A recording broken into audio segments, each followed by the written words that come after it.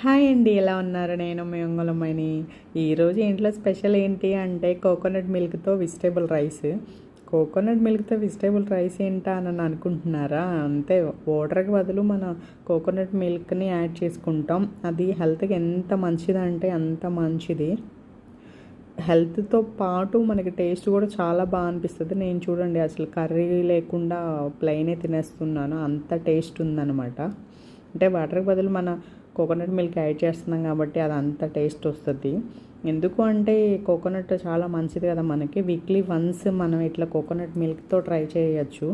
నార్మల్గా మనం కోకోనట్ ఆయిల్తో ఫుడ్ ప్రిపేర్ చేసుకొని తినాలంటే కష్టము, దానికి బదులుగా ఇలా ట్రై చేయొచ్చు. ట్రై చేయండి. ఇది ప్రాసెస్ కూడా నేను వీడియో పోస్ట్ చేస్తాను. నాకైతే చాలా బాగా నచ్చింది. మీ అందరికి నచ్చిందా? నచ్చితే లైక్ చేయండి, షేర్ చేయండి, ఫైనల్గా సబ్స్క్రైబ్ చేయడం మాత్రం మర్చిపోకండి. ఓకేనా? Thank you.